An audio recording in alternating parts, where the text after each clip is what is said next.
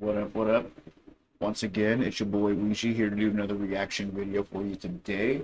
It's a very pleasant Tuesday morning. I haven't been awake too long. Got the blood pumping and everything. Got myself a little bit of coffee.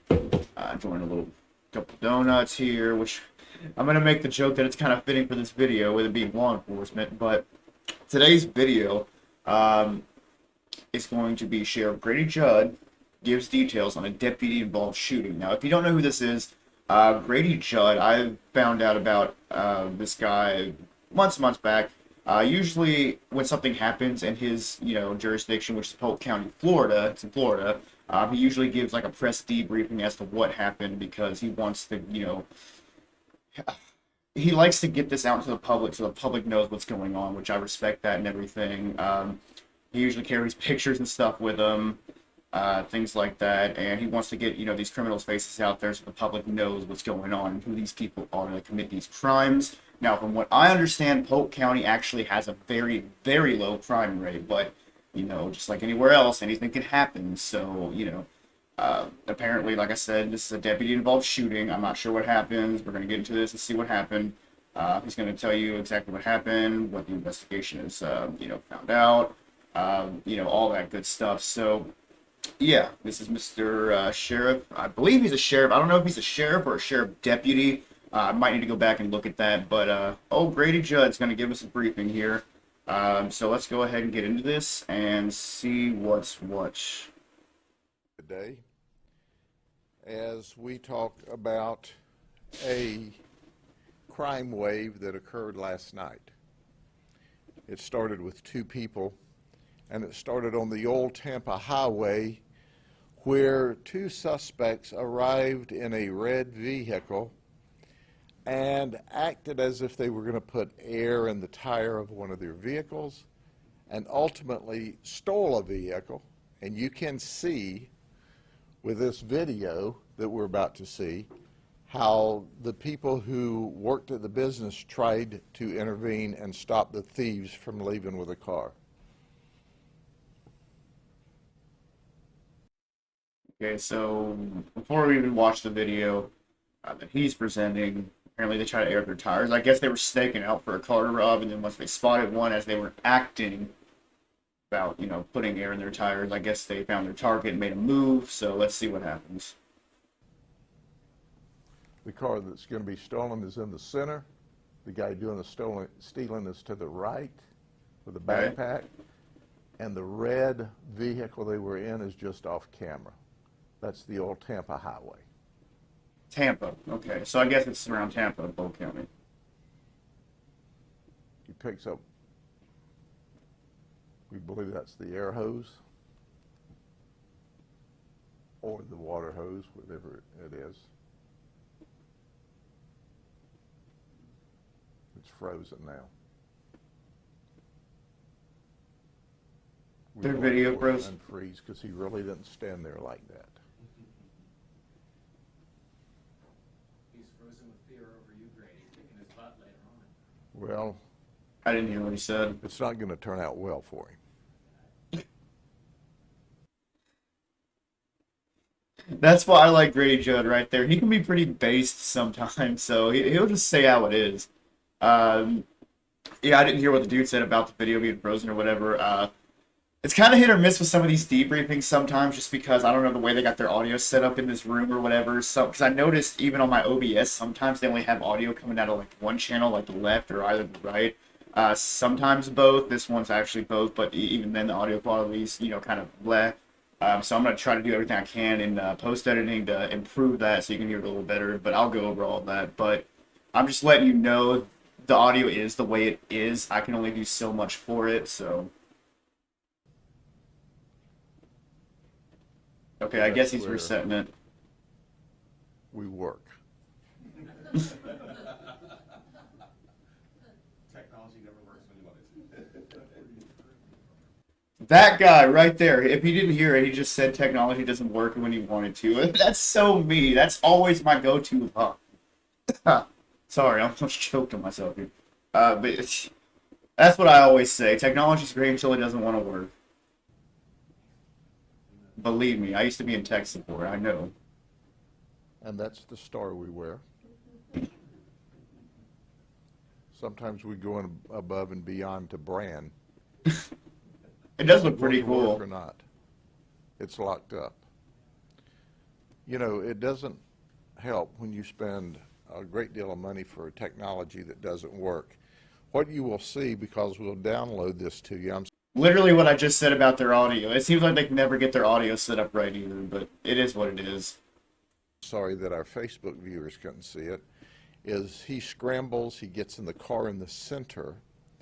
Keep in mind that car's just been worked on, so they've got it running to see how it works. He jumps in the car, he starts to leave. The people at the shop try to stop him. They even pick up a rock and throw at him, but he steals the car. I That's assume on it's the the truck. old Tampa highway at about 7:20 last night. This is the guy, Neil Borsey. He's 25 years of age. He's from Mulberry, and he is the one that steals the car along with his buddy. Well, not long after that, and not far away, we find the red Dodge that they came to that location in abandoned, broken down at Southern and Hickory Street, and this is in West Lakeland. And just a couple of streets over from that, we find the Nitro that they stole, the Dodge Nitro, on Ruby Street, abandoned. Okay. So when they abandoned this vehicle, then they went to 1500 West Highland, which is a mobile home community, and they acted like they had a gun in their pocket to try to get a set of car keys from an individual to steal their car. And that's important because as our suspect is acting like he's got a gun, when they refuse to give him the keys, he takes his finger out and says, "Bang," and walks off. What kind of stupid... Well, I don't want to say it because I don't want to, possibly get flagged or anything, but what kind of stupid crap is that? It's like having, here's my hoodie pocket. It's like, hey, give me your keys, or I'm going to shoot you. That's the dumbest thing ever. And really, nowadays, especially in Florida, where the right to own guns is very much believed in down there, Second Amendment and whatnot, that's not a place you want to be doing that. Because that's how you accidentally get shot for real. Alright? So don't go around doing that shit. Don't... I said it anyway. Oh well, it's out there now. Anyway, don't go around doing that, because you never know who's going to do what. I mean, me personally, I actually do carry a firearm under constitutional carry in my state.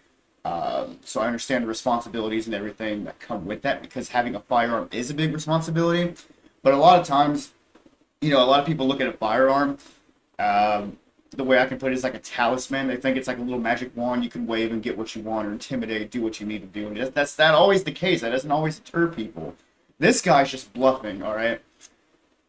Even if he doesn't have a real firearm, you don't go around brandishing like you do or bluffing like you do, because that's how you're going to get a real one drawn on you. That's just fact. Some people work very hard for what they have, and they have every intent on protecting that and their families. Don't do that shit, all right? It's not going to work out for anybody, and I'm guessing it certainly didn't work out for this guy. He said that's a key point there.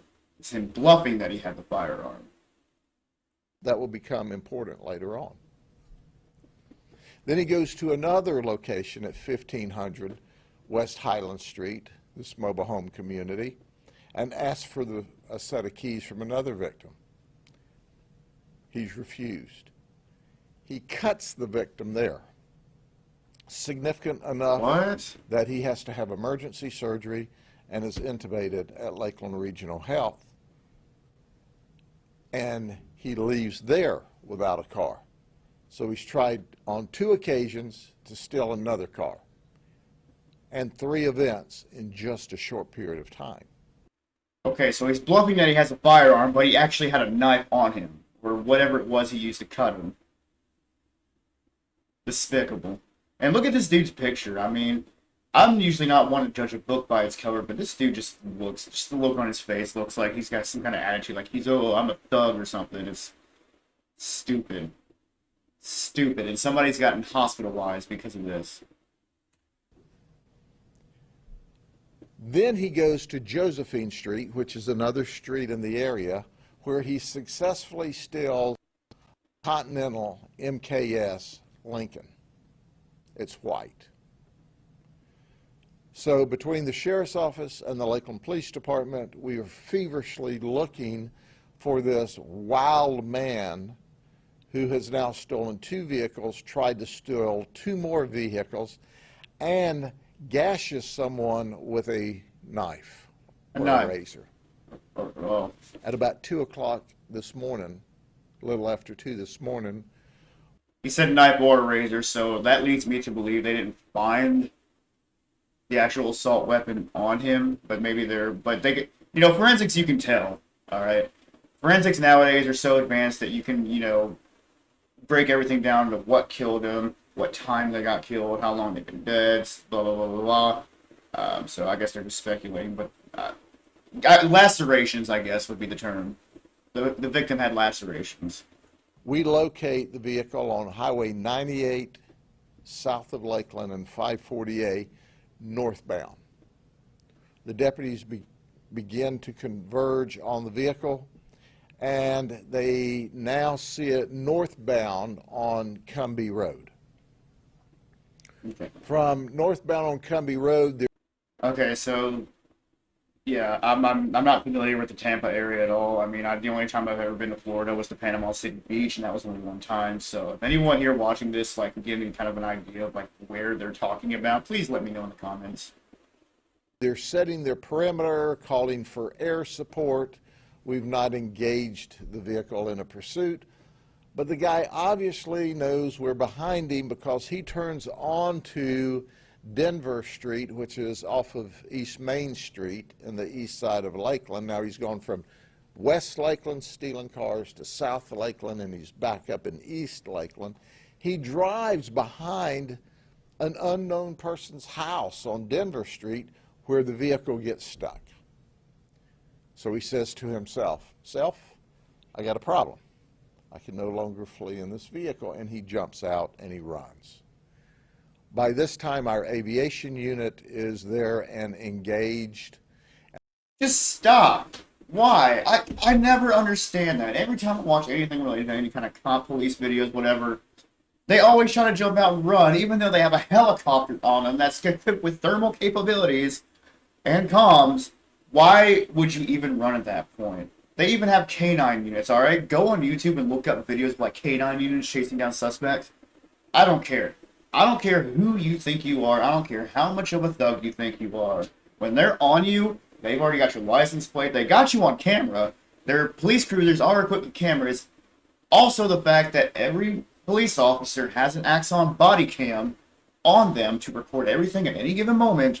Why are you running? The jig is up. Stop. Don't make it worse on yourself, because at that point, when they're on you like that and you're still running, you're an idiot.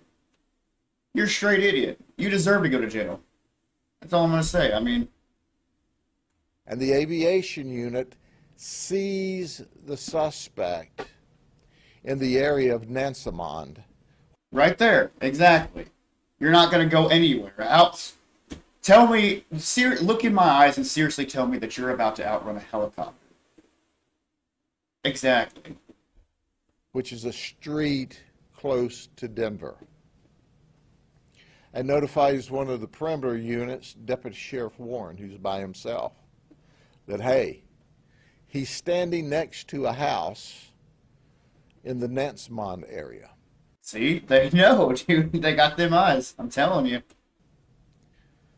As the deputy's approaching, he flees on foot from the deputy through a backyard and bounces off of one fence. Now, we've still got to do further investigation, but we find out that that fence is electrified. Now, whether it's turned on or not, or for whatever reason, he can't get over that fence as he's running from the deputy. Ooh, oh my God. That right there was the icing on the cake for me, man. Idiot criminal trying to get away, and guess what karma gives him? An electric fence. That is just poetic justice right there. I hope he got the crap zapped out of him. So he turns and continues to flee.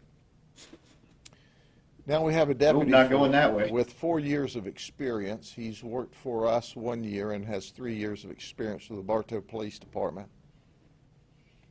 Very mature deputy, very professional deputy, by himself, chasing a violent felon through backyards in the pitch dark, all alone. Okay, so it was a night. As he's now chasing this suspect, the suspect starts screaming at the deputy, "I've got a gun, I've got a gun, I've got a gun." Well, when you tell us you have a gun, we're going to take you at your word. So when the deputy catches up with him next to a fence in the backyard, from his jacket, he pulls a cell phone. At that moment in time, the deputy starts shooting, and he shoots 7 times. Our suspect goes down. It's been my experience that the moment you start shooting somebody with a gun, it immediately modifies their behavior. They're no longer interested in being the bad guy. Oh yeah, oh yeah. And I want to comment on that real quick because like I do watch some like YouTube channels and everything that specialize in one of them actually being active self-protection. I can actually leave a link for that channel down in the description if you guys want and everything too. I watch that guy a lot.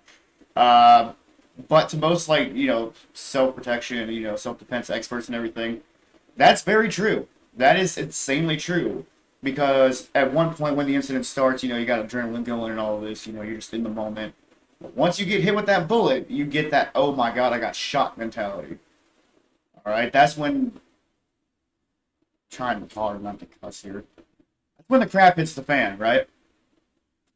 You realize, hey, this is real, this is happening, I put myself in a position where I can literally die. So that is a very real thing.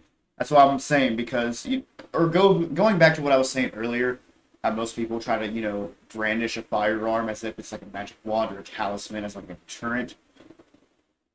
Not the case. It's not going to work every time. Okay, you might have some people that might see and be like, okay, maybe I'll back off and everything, but just because you brandish that gun doesn't necessarily mean that somebody's going to back off, and especially in this case where he said where it's an incident involving a police officer, when you tell them that you have a firearm, they are going to take it at word, and they will fire if they have to. Okay? Sorry if I seem a little bit all over the place here, but it's a real thing. So he got his I got shot move.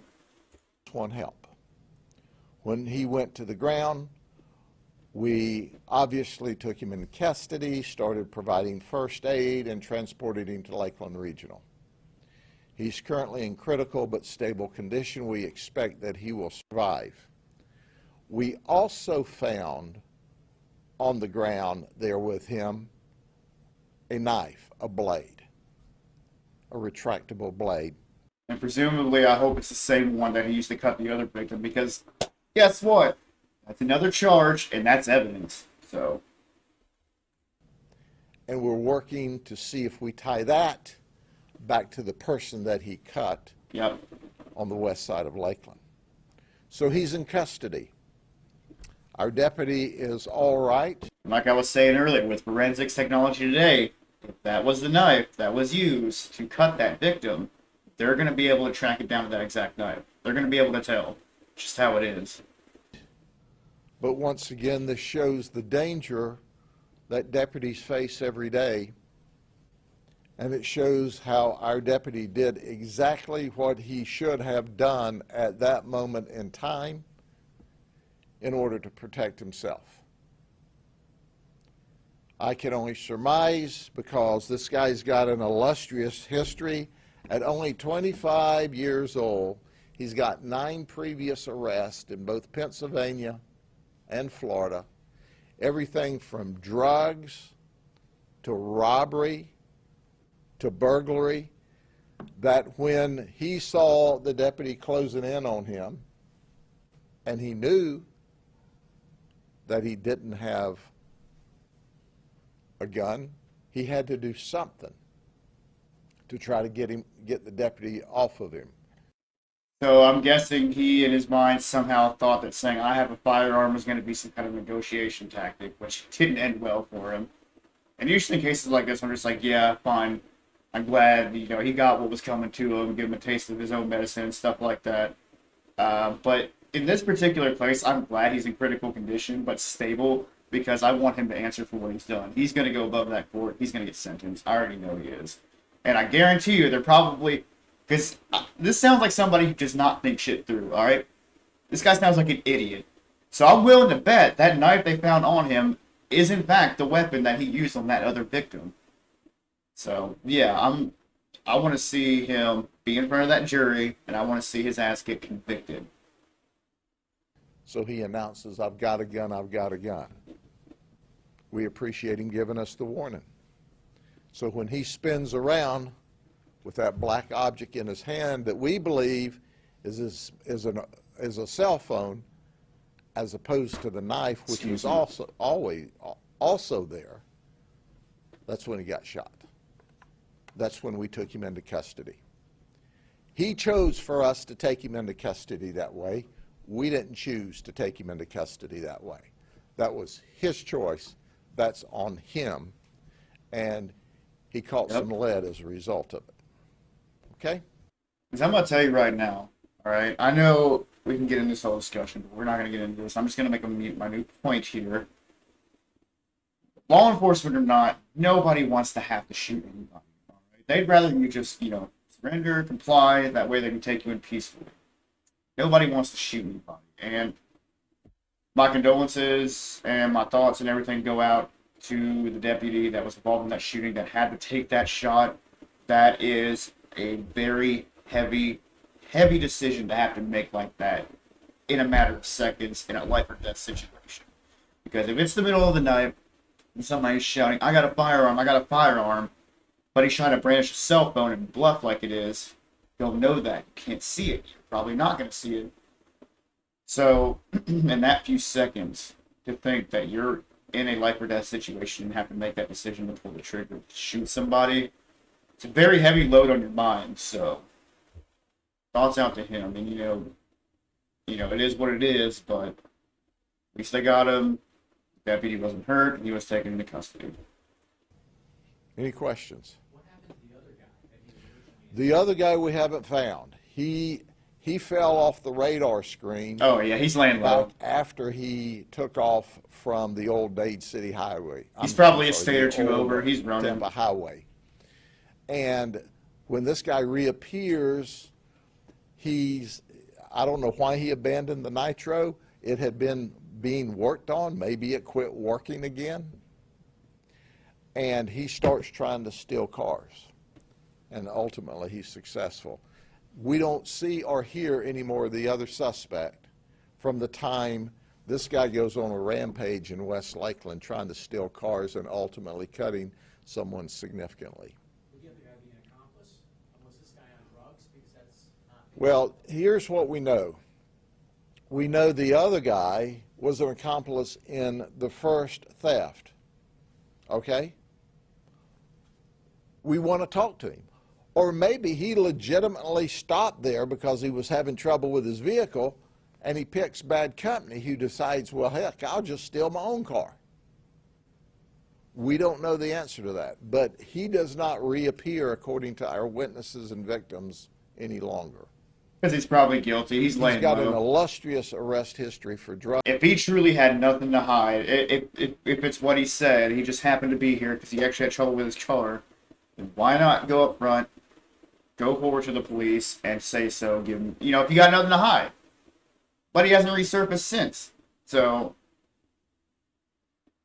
I ask you, you ask me. What does that look like to you? I think he's probably guilty. I think this was a pre-conspired thing that they were doing, and he could be anywhere right now trying to fly off the radar until all this cools down. Drugs. My experience tells me, and I underscore my experience, it's subject to change. We're early in the investigation. He's acting like he's on meth. That's how they do. They're wild. They're out of control. They don't care who they hurt. They don't care what they do. No regard. And quite frankly, he chose, when he couldn't bluff the deputy away, he chose to be shot. And we did exactly what he wanted us to do. Where did he stab the guy? Because you say he was injured. They did something to cut his throat or some horrible thing. Excuse me? I'm saying, where did he stab the guy? I don't know, but the guy had to go into surgery. We have an audio tape here that we're going to see if we have more luck with than we did our other one. Okay. So we're going to pull Scott in here so he personally gets to be on camera. We're going to play what the helicopter pilot saw, who is also warning the deputy. Okay. Eyes in the skies. Be careful of him. Be careful of him. He's hiding. And the deputy repeats on the air what you're going to hear. The deputy repeats on the air what he's told by the suspect. All right, he's in that backyard. Go through the fence. He's all right. Yep, he's running eastbound through that backyard. He's running for it. Hillary. All right, let's just take a second to realize that, it's the iPhone 13, and I have the mini. I love the actual iPhone audio quality. It's so good on it. All right, he's the fence. Just being an Apple fanboy for a second. Anyway. He hit the fence. Use caution. He just did something with his waistband. Use caution. It has to go. 335, behind 335, Griffin and Ellerby. 9283, break. Shots fired, shots fired. Copy, shots fired. Go. So the helicopter pilot says he's doing something with his waist, and he's warning him, and he's back in that woods and field with that guy all by himself. I am very pleased that our deputy's alive and well. I wake up every morning and I pray for the first responders, and specifically my deputies and all police officers that do this job, and then I go to bed at night and I ask that the good Lord watch over them at night, and that's exactly what happened last night. Our guy's okay. The bad guy's in the hospital. Honestly, I would still say that's a good ending to the situation. No deputies or officers got harmed, and the suspect got exactly what he deserved. So kudos to law enforcement out there, and kudos to Polk County for really, putting in work and everything to keep their streets safe and all this. And like I said, this could be a whole debate argument, blah, blah, blah, blah. But I'm just going to say this. In my life, I've actually known a lot of people that were cops. Actually, one of my good friends, his dad was a police officer in the town that we grew up in for a while, so he was on the force. Long story short, I know a lot of cops and everything, and I know for a fact that there's really good-hearted, decent people out there who are law enforcement officers, and I do know there's also the bad apples of the bunch, and that's any community you go to. You're going to have your good apples, you're going to have your bad apples. But I do want to take a minute to, give a shout out to all law enforcement out there, putting their life on the line every day to have to deal with idiots like this who think that they're above the law or the law doesn't apply to them because they just want to be a thug or whatever the hell. All right, so kudos to them. I don't think they get enough thanks for what they do because they truly have one of the most dangerous jobs in this country. So kudos to them. Keep doing what you're doing. Keep keeping everybody safe. And as soon as he's finished at the hospital, he'll be in the county jail, charged with a litany of charges. Yes, ma'am. Where he should be.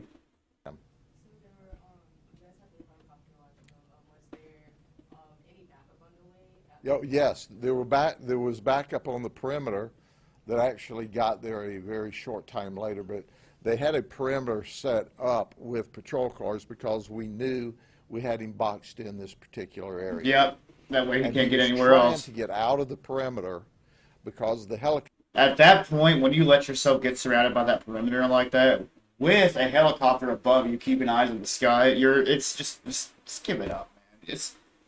If you keep pushing it, as we can see here, it's just not going to end well. Helicopter picked him up and saw him trying to work his way out of the perimeter when, of course, he met the deputy on the perimeter and he was unable to get away. Can I do something on an unrelated note? You can ask me something on an unrelated note. Now that Tom Brady retired. He's done a lot for this area and this community. He announced his retirement just a little bit ago. Do you have any thoughts or statements? Sure. Tom Brady announced his retirement just a few years ago. I'm glad that Tom had the good sense to finish his career with the Tampa Bay Bucks. Now there's this lady. Can I ask you something unrelated? And now all of a sudden we're talking about Tom Brady and football. Oh man, I'm telling you, man. Grady Judd press conferences. You never know what's gonna happen. For a lot of years, every time we played New England or anyone else, But then again, they're in Tampa and stuff like that too, so it's probably it's like here. I live in Tennessee and everything, and there's like this whole rivalry between Tennessee Volunteers and Alabama Crimson Tide, and blah blah blah. But this just went from like a murder or a deputy involved shooting to football. instead I go, oh my gosh, Tom Brady in New England. He is simply the greatest quarterback of all times. I doubt seriously if anybody will ever match his accomplishments. I was elated when he came to Tampa Bay and brought us a Super Bowl and took us to the playoffs this year. I watched in awe at that man's talent and his professionalism, just the way he carried himself off the field. He epitomized what a professional ball player should be and how they should act and how they should perform. He's a great man. Okay? What reporter goes to a police press conference about a deputy involved shooting and brings up Tom Brady? I'm telling you, man. Grady Judd.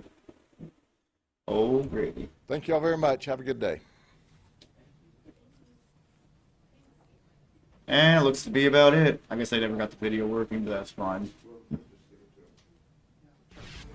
Alright, so that was Grady Judd on the deputy involved shooting out in Tampa. So, final thoughts and opinions.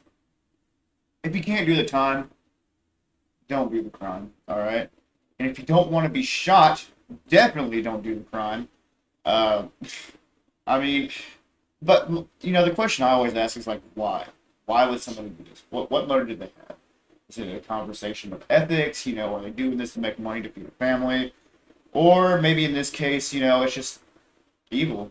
I mean, I don't know how else to put it. I mean, somebody just doing this, cutting up an innocent person, stealing cars, threatening police just because they want to be a thug. It's ridiculous, man. The world's really crazy out there. So I want to, tell y'all, give y'all a little piece of advice. Stay safe. Be aware of your surroundings. And don't be trusting. I know that's really crappy to say, don't be trusting of people. And me, myself, I try to be pretty nice to people and everything. I don't want to, come off as an a-hole or nothing like that.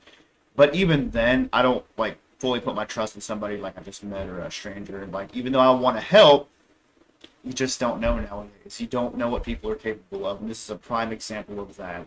I mean, this person was probably just at home enjoying a day off of work or something. Some guy comes up, pressures him about keys for a car, and then they end up getting cut and getting sent to a hospital. It's ludicrous. So y'all stay safe out there and take self-protection, take self-defense very seriously. Even if you don't think yourself as a martial artist or anything like that, there's still techniques and practices that you can learn to help you defend yourself and keep yourself safe on a daily basis. So please just look into that, take the time, learn, practice, apply skills for self-defense. I cannot say that enough. I'm very big on that. But this is Mr. Grady Judd, Sheriff Grady Judd, in one of his press briefings. If I find any more that I haven't seen yet, because like I said, I discovered him months ago, so I've seen a good bit of him.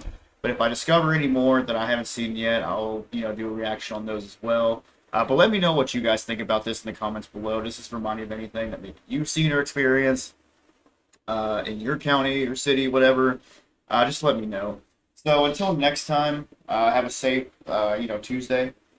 It's a lovely Tuesday outside. I also have links down in the description to my Twitch channel. I try to stream every Tuesday through Friday in the morning times, generally around from 9 to 12, right around there.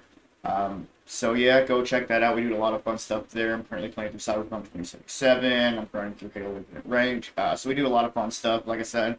And then, I also have a subreddit that's also in the description below. And then, the link to the original video will also be down there as well, so you can watch it for yourself if you want to. But until then, this is Ouija signing off and bidding you a good day.